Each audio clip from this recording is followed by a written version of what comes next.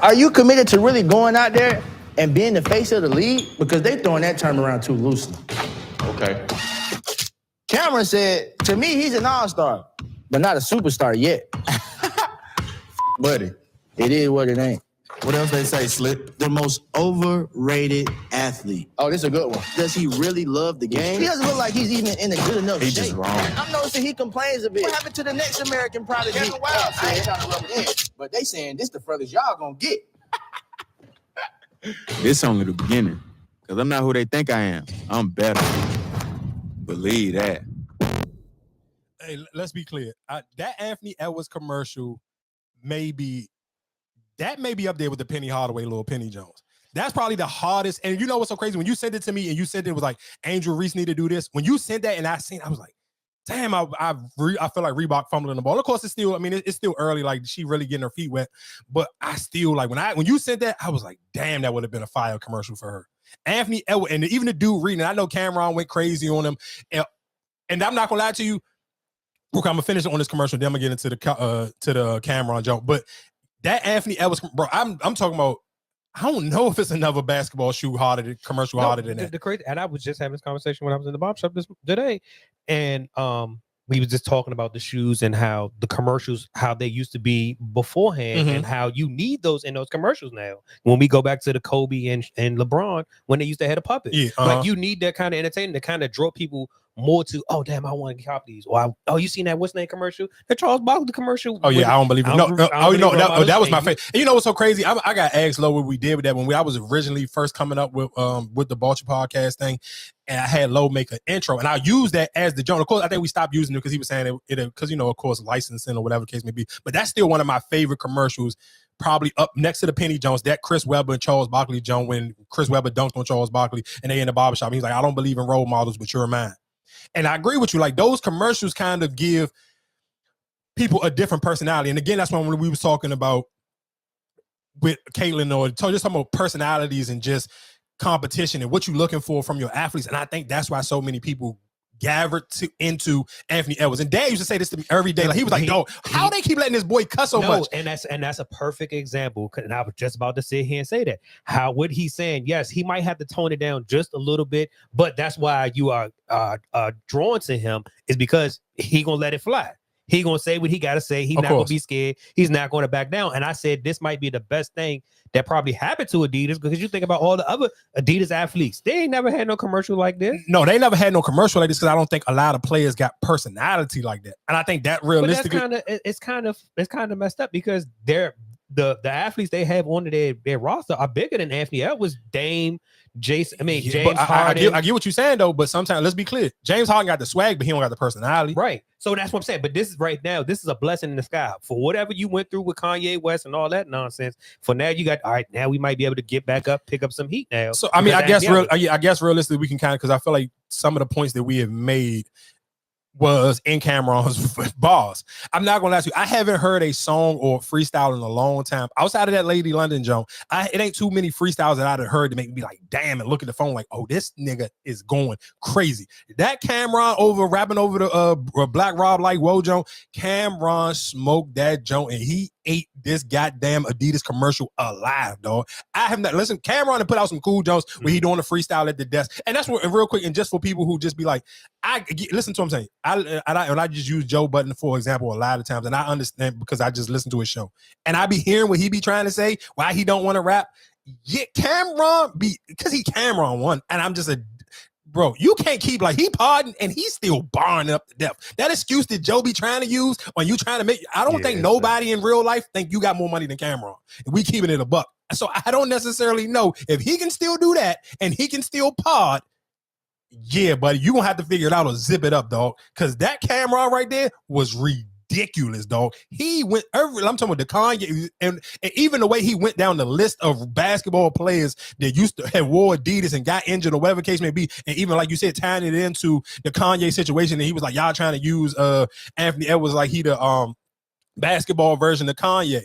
And let's be clear, because you're absolutely right. This is realistically, and I think the NBA kind of leaning into figuring out that people just like authentic, because he ain't got fined for cussing out one time. Nigga, his whole entire playoff run, he didn't use every word besides the B word and the N word. No, he did use the N word. Oh, he when he did. dunked on him. No, but I'm talking actually at the podium. But he He was no. on the interview. Remember Oh he yeah, when he was said- looking at the screen, and he was like, Yeah. "Oh yeah, I put that nigga on the poster." Yeah, shout out to Anthony Edwards. And that's again, this is what I'm saying, and that's why I got so upset when we talked about the Caitlin Clark thing, because it was like, it's just for me, and maybe some of y'all can turn it off. I just can't.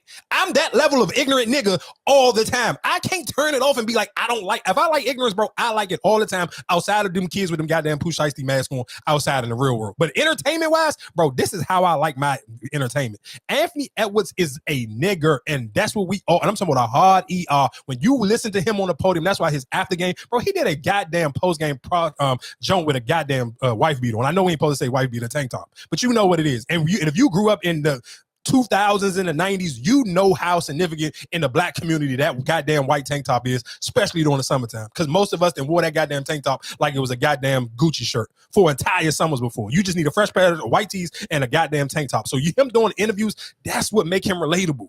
Mm-hmm. You can't buy that stuff. It's not no jewelry. It's not nothing. It's how you talk. It's your swag. It's your delivery. And again, tying that into the Angel Reese thing. That's what them other girls don't got. It's not, I don't have to force this. I'm authentically me. Even when she went viral the other day before the game and she was like, oh, a baddie can't be a baddie, but so long, these shoes killing my feet. That's her every woman in the comment, they laughing. And then so many women's like, bro, everybody know this is real. We all do. And when you put them expensive ass shoes on, because we remember we talked about red bottoms a couple I can't remember. It was a couple episodes ago. Man, we just talking about how them shoes be uncomfortable, but they just super expensive. But that's what it be. Them girls will pay a lot and be in their feet be in pain. So her even walking like that, and that's why the Shade Room and all them pick that up, because they know their audience. That's relatable, dog. And that's what relatability, and you can do it authentically, and it don't look forced or fake. People are going to eat that up like crazy, and that's what Anthony Edwards did. Don't get it twisted. Cameron still smoked his boots, but guess what Cameron wouldn't have done? He would never did this if he didn't know how much the culture love Anthony Edwards right now. Yeah. That's the only reason why he did it. And that's always going off of algorithm. Yeah, of course. What you say in the algorithm, playing to the algorithm is right now, like that's people smart. Talking, it's smart. And he even had the Luka jersey on and sitting here saying, I'm gonna send a nigga home in an Uber. I was like, oh my God, this nigga Cam is going crazy, dog. I have not heard a Cam like that. Remind me of why I fell in love with Cam. He is the reason that made me be like, damn.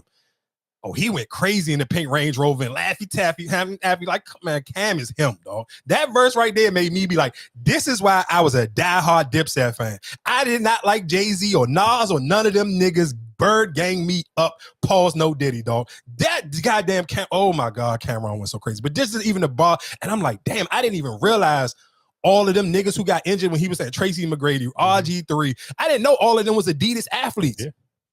And don't get it quick now. My only beef with Cameron, I'm not gonna lie to you. If I was still in the sneakers for real, the man was his hard, dog. Yeah. Especially be hard, but especially them Peach Jones. Them Peach Jones, them shit's fire, dog. I ain't gonna lie to you. Them Jones fire, but Cameron went crazy. Shout outs to Killer Cam because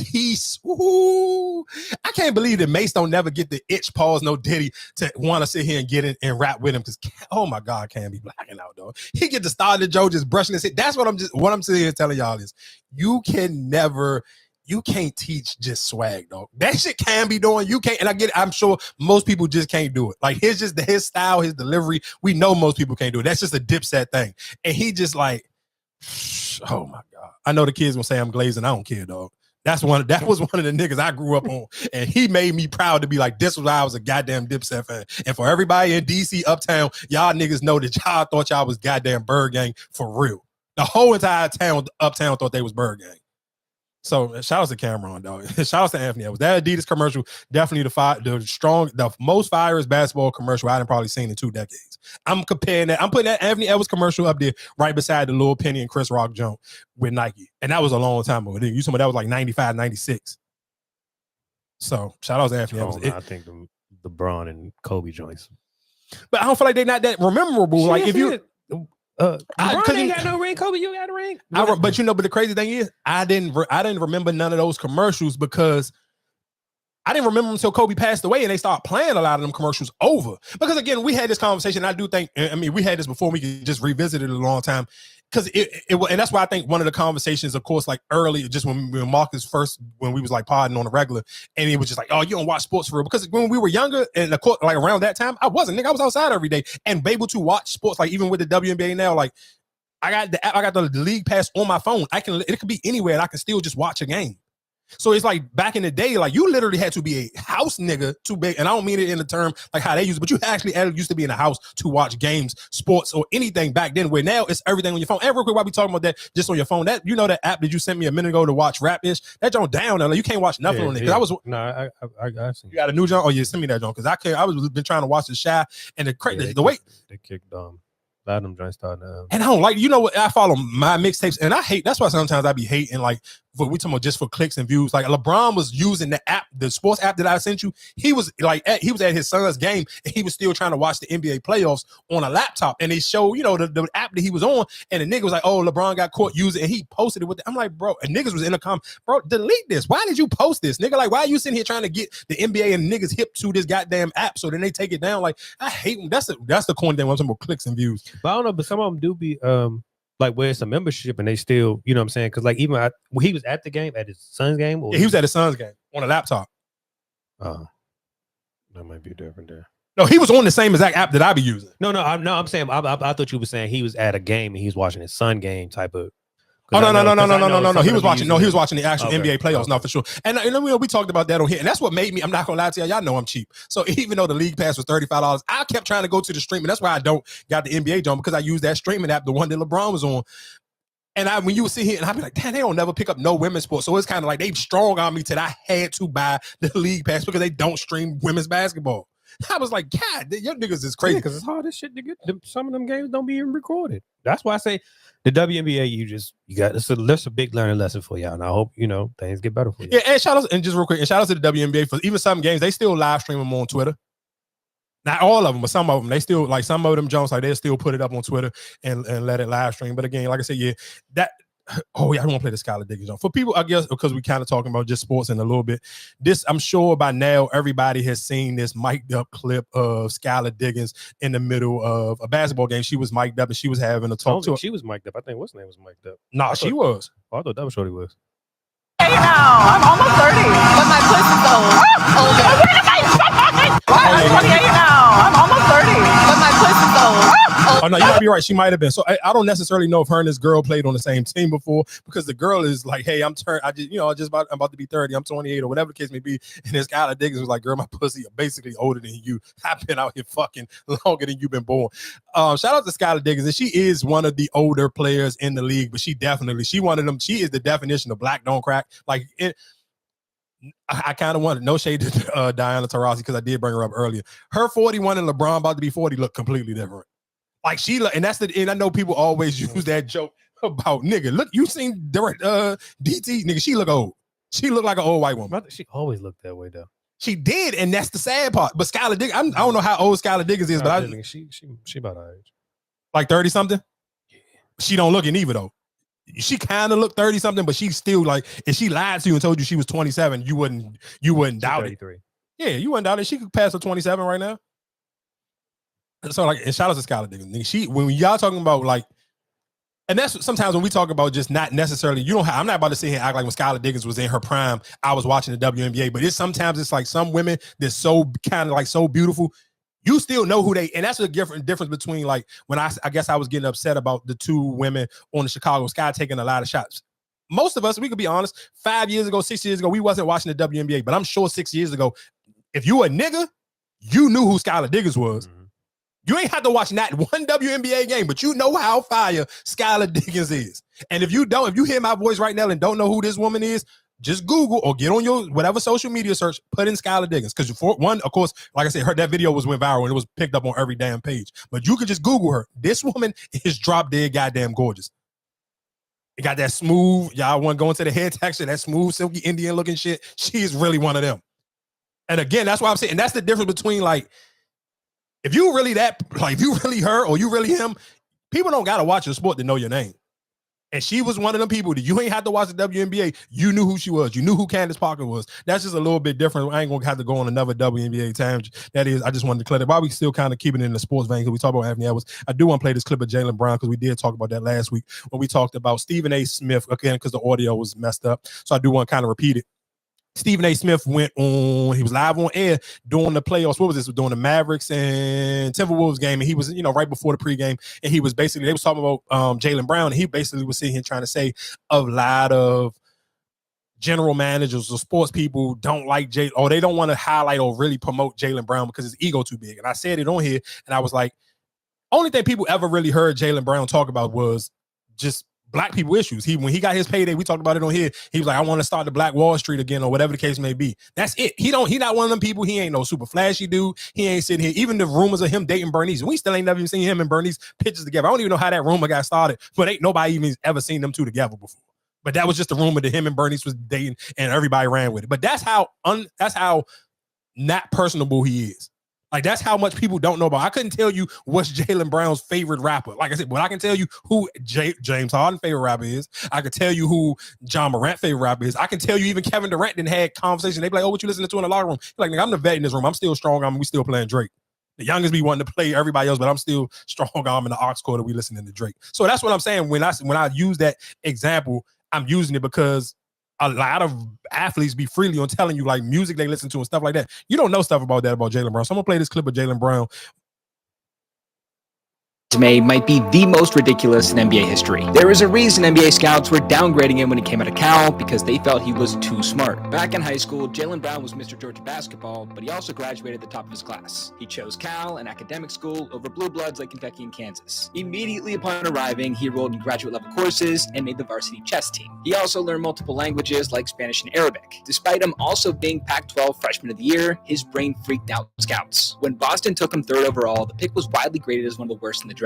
None of it ended up mattering. At 22 years old, he became the youngest VP of the NBA Players Union, and then he really started cooking. He was named an MIT Media Lab Fellow and became the youngest person ever to lecture at Harvard. NASA wasn't to be outdone, though. They offered him an internship in 2021. A year later, he made his first finals, and in 2023, he was up for the largest contract in NBA history. This was absurd. While he and his agent were in the middle of negotiations, Jaylen was teaching a robotics session at MIT. Despite crazy expectations, he's lived up to the contract. Now, I'm not sure when he started learning or how good he is, but just as the cherry on top here, he also plays piano and guitar. Follow if you enjoyed. Jaylen Brown's resume might be... And again, that's why I say sometimes, I hate when I have to sound woke, but that's why, again, even tying that back into the Stephen A. Conversation, some people just got a job, dog. And y'all got to pay attention to, and like I said, for some people, you may not care. I'm just here for my entertainment. Can a nigga dunk or can he shoot? So some of this stuff don't matter to y'all. Some people who kind of a little bit on the woke side, and I'm sometimes I ain't woke all the time. Sometimes I have my cup of coffee and my brain be moving. But when you hear stories like that, and then I hear somebody like Stephen A. Smith say, hey, the players, they don't want to see him market and promote Jaylen Brown because his ego too big. No, it sounds like Jaylen Brown is just a very educated black man. And anytime he get a microphone in him, he know how to speak, and he speaks about stuff, the same stuff Kyrie do, but he know how to use it in a different word so you cannot box him in with Kyrie. And don't get it twisted. He was close. When he was doing that Kanye stuff and he was supposed to be like the head, whatever, the Don the situation, or he was a Don the athlete. Trust and believe, they was trying to throw Jaylen Brown in the same exact. He was saying little stuff where they almost literally put him in the same box as Kyrie and Kanye. And it probably depend on how you feel. You may feel like, well, that's a good thing. For Jaylen Brown, especially playing in Boston, I don't think that was a good thing. And I'm glad he kind of eased up the same way Kyrie is eased up. And of course, because the NBA Finals, y'all hearing this, the NBA Finals will be kicking off this week. You got any predictions or thoughts on how the series may go? I think it all depends on Porzingis playing. Oh, he gonna play? You think so? Hell yeah, he gonna play game 1. Okay. If he played, then it should be a good. If he wasn't playing, I had Dallas winning it easily. But okay, just real quick before I just got another, because this has been a hot topic, because people have been, of course, running off saying that Kyrie and Luka is the best backcourt in NBA history. And of course, people, best duo, and people backcourt duo though. So basically, people that clap back was Steph and Clay. And my only thing to that would be is, all right, which one of them did you think Clay better than? Yeah. Because that would be of course they got to win a ring. And Kyrie, even Kyrie on the stand, he said, they was interviewing him and somebody brought it to his attention. He was like, none of that don't mean nothing if we don't win the ring. Like, it can't be a real I think I seen it was like Joe Dumas and Isaiah Thomas. I like I said, until you actually see them, because everybody they named in there got rings already. Yeah, for sure. To make it or multiple rings. For real. What's this? This their second year together? Yeah, this is second year. Yeah, I can't. That's a little too early. But matchup wise, they definitely is a problem, dude. I think they only a problem if Boston don't really come and play to their fullest potential. And I think that's the only reason why people not. Besides Vegas, I think Vegas all season is already kind of like especially the longer the season game. Like nigga, and you couldn't get a good. Boston is almost like just off of gambling. Kansas City. No, Boston is the Aces. If for the Las Vegas Aces, I told y'all about this last year when I first started betting. Nah, you could shit, nigga. The Kansas City went into they went to the fucking Super Bowl as the underdog. Oh. I told you that. I told you when they was the underdog. Okay. Well, they wasn't the underdog originally. Like it was an even spread. But when they got down by 10 touchdowns, nigga, that spread like they was the underdogs. Like that shit was. I forgot what it was. I want to say it was like I bet 10 or 20, and that shit was like almost like plus 300. Like it was something like they definitely was bound. So, but for Boston right now is like all season, like you couldn't get no. I'm talking every round of the playoffs, nigga. That shit was like a minus 900. So you would have had to bet something crazy to win any money with Boston the whole entire playoff run. So like that's literally like the only team in the WNBA like that I can compare that to is the Aces. The Aces last year. The Aces last year, nigga, that shit was like a or even South Carolina Gamecocks, like that shit was like a minus 2,000. I mean, minus 2,000. Like you couldn't get a good bet to save your life. So it's like that's been like that for Boston. I think realistically, people's only thing with Boston is like Jason Tatum and Jaylen Brown. Both of them are so up and down, so wishy-washy. Because if they play to their fullest potential, let's be clear. Luka or Kyrie don't play better defense than either one of them. I don't even think they need to play the defense. I think it's going to be more so on this series is going to depend on your role players and coaching. Because I think that's who really puts everything over the edge. Because I feel like they're evenly matched in all positions, but I think. But I'm talking about so do you feel like they're evenly matched when we talking about let's just take them, screw everybody else. We just talking about them two players all around game. I ain't talking about who better score because I do feel like Luke and Kyrie are a better scoring duo. But we talking about all around basketball player. Do you feel like Kyrie and Luka can really compare to? I'm talking about Jaylen Brown and Jason Tatum when they're at their fullest because I feel like both of them are 3-and-D players. Both of them can play defense and they can score. Where Kyrie and Luka just can shoot you out the gym if they get it going. And when them two niggas is hot, it's not too many people better than them. But I still think Jaylen Brown and Jason Tatum, all of them, both of them can rebound, both of them can play defense, both of them can score. Where for Kyrie and Luka, that's not the same. Don't be clear. Luka get rebounds, but I be feeling like Luka get them kind of like Russell Westbrook rebounds, where it's like niggas just get out of his way and let him get rebounds. It's not like how when people think of like LeBron get real rebounds. Yeah. Lucas is kind of like niggas on his team just get out of the way and let him pad his stats. Because Luka can't really even jump for real. So this kind of be like when you be looking up like, damn, this nigga averaging like 10 rebounds a game. Yeah. Like I said, this series, I feel like whoever wins this series, it's going to be about coaching and the role players. Yeah, shout outs to all the gamblers. I haven't even, matter of fact, I do kind of just because I feel like we're talking about it, I do want to look it up real quick just to see what is the bet for the first game. I don't even necessarily know. I'm still trying to figure out who I want to bet with because I ain't trying to. I've been up and down with these playoffs the whole time. I kind of don't want to lose no bread, so it get tricky. And I done had a lot of faith in Anthony Edwards, and he was walking me down a goddamn NBA Finals. This is Boston series to lose. Okay, so right now for the NBA Finals, game one, and the game come on Thursday at 8:30. It is plus 210. So basically, the Mavericks going in as an underdog again. Like I said, so to get a decent bet with the Celtics, you would have to take the spread, and the spread is a -6. So they would have to win by 7. So to even win by 7, if I bet $10, I only get 9.26. I can't even bet the money line. The money line, they are -255. So if I bet $10 on the Boston Celtics money line, just mean they matter as long as they win. I bet $10 only can get $3.29. I mean $3.92. It ain't even worth betting. So you realistically would either have to take the money, you would have to take the spread, or you would have to take the over. And the over is like a plus. It's what is this? The under 214 points. So that's not gonna happen. So you got to take the over. So they're gonna score over 2. Yeah. So it's like I said, if you really just trying to bet off of just trying to make some money, your only bet realistically is to take the Mavericks. And I don't know though. I ain't gonna lie. I'm just throwing it out there, throwing the numbers out there to y'all. I may just because I'm one of the people like I kind of like want to make money. So I kind of will want to bet with Dallas. And if they can kind of win game one, I feel like game one will kind of set the tone. If they don't win game one, I don't necessarily know how this one gonna play out. I feel like game one, they need to win game one to kind of really set the tone for them. Yeah, because it will be tricky for them. They got to win in Boston for them to even having a shot. I would prefer you win game 1. You might lose game 2, but then you going back home with the with advantage. still home. Now, if you win game 2 and you go back home and then lose, you know what I'm saying? It's a little tricky situation to be in, but I hope it's a good series. Let that Joe low.